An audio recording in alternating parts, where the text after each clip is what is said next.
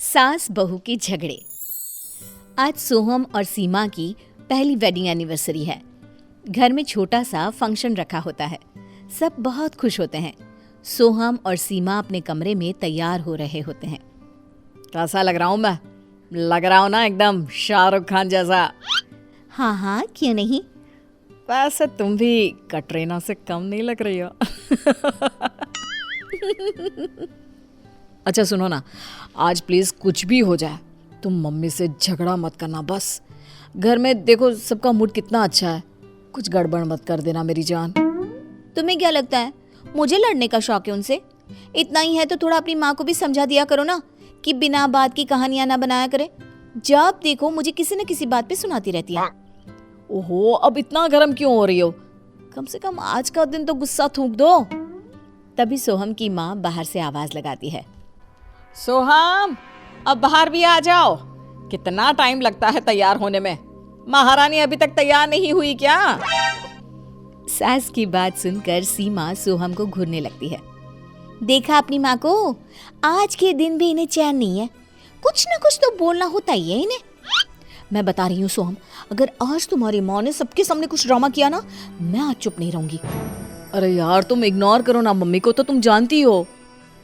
दोनों कमरे से बाहर आते हैं। सब उन्हें हैप्पी एनिवर्सरी विश करते हैं, लेकिन सोहम की माँ को तो कुछ न कुछ बोलना ही होता है। ये क्या बहू, आज भी अपने मायके की दी हुई साड़ी डाली है? अरे कभी हमारे दिए हुए कपड़े भी पहन लिया करो। उसमें क्या कांटे लगे हुए हैं? मैंने कब कहा कि उसमें कांटे लगे हुए हैं? हाँ, लेकिन कुछ खास दिया भी तो नहीं है ना आपने। ये मेरी माँ ने मुझे डिजाइनर साड़ी गिफ्ट की है, तो क्यों ना पहनूं मैं इसे। अच्छा, तो अब हमारे दिए हुए कपड़े कुछ खास नहीं है। देख रहा है ना सोहम, क्या बोल रही है तेरी बीवी। सोहम को जिस बात का डर था वही हो जाता है। बेचारा फिर से बात संभालने की कोशिश करता है। ये सास बहू भी ना एक मौका नहीं छोड़ते एक दूसरे से लड़ने का। तभी सोहम के पापा बात घुमाने की कोशिश करते हैं। अरे अब यही चलता रहेगा या केक भी कटेगा? मुझे बहुत जोर से भूख लग रही है। मेहमान भी इंतजार कर रहे हैं। सोहम और सीमा केक कट करते हैं। सब नाचते गाते हैं और पार्टी खत्म हो जाती है। सभी मेहमान अपने घर चले जाते हैं। आप दोनों को चैन नहीं है ना? मैंने कितनी बार कहा था कि आज कुछ ड्रामा मत करना, लेकिन ये सास बहू किसी की बात सुने तब ना। मैं आप दोनों को समझा समझा के दुखी हो गया हूँ।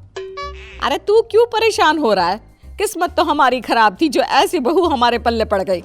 हाँ, और मेरी तो जैसे किस्मत चमक गई ना, आप जैसी सास पाके, जिसे हमेशा मेरे अंदर सिर्फ कमियां ही दिखती है।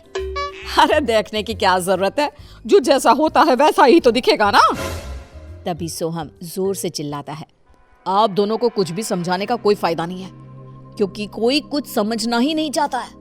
हद है, तुम दोनों न जगह देखती हो न माहौल, बस लड़ना शुरू कर देती हो। अरे क्या सोचेंगे बाहर वाले कि कैसी सास बहू है ये।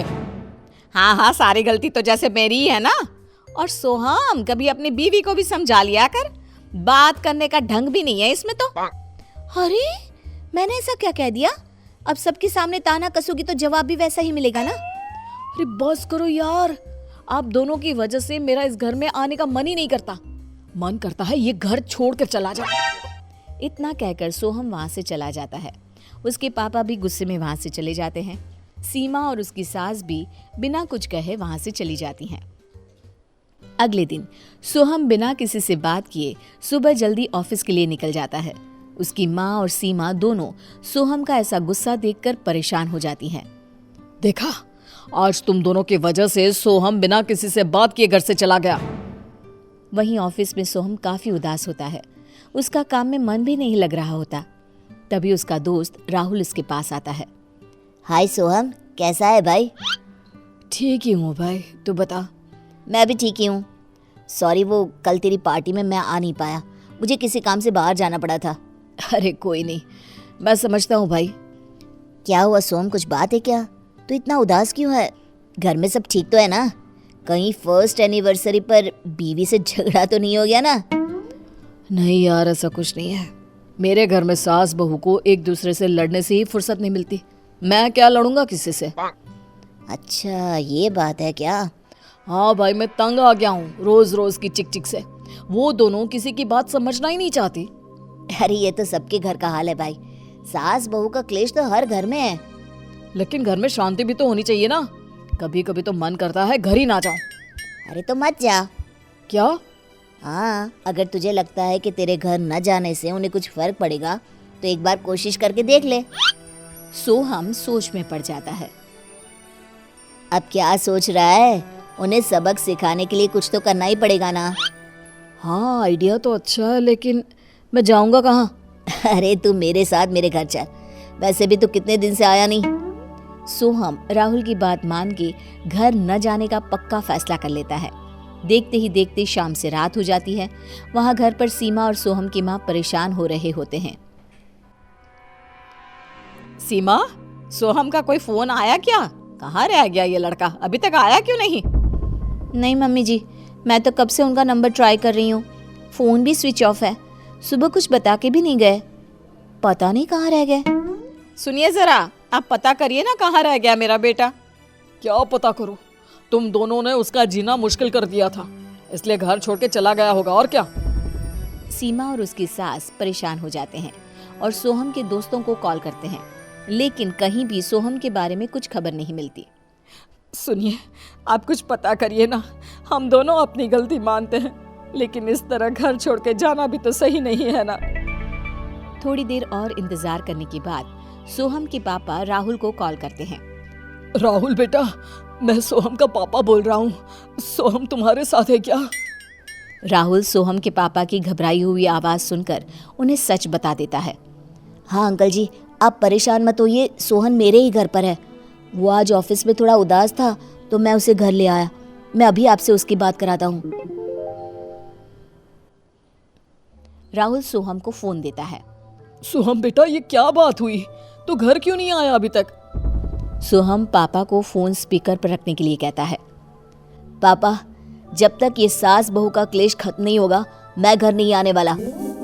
सोहम की बात सुनकर सीमा और सोहम की माँ दोनों रोने लगती हैं और उससे माफी मांगती हैं कि आज के बाद से वे कभी नहीं लड़ेंगी। सोहम, तू घर आ जा, मैं अपने किए पे शर्मिंदा हूँ। मुझे बहू को ऐसे ताने नहीं मारने चाहिए थे। गलती तो मुझसे भी हुई है, मुझे ऐसे सबके सामने जवाब नहीं देना चाहिए था सासू माँ को। मैं भी तो कल यही समझा रहा था, लेकिन आप दोनों तो किसी की कुछ सुनती नहीं हो। सीमा और उसकी सास सोहम को विश्वास दिलाते हैं कि वे एक दूसरे को समझने की कोशिश करेंगी, बस सोहम अपनी जिद छोड़कर घर वापस आ जाए। थोड़ी देर बाद सोहम वापस घर आ जाता है और दोनों को माफ कर देता है। ये सास बहू को सबक सिखाने के चक्कर में क्या क्या करना पड़ता है।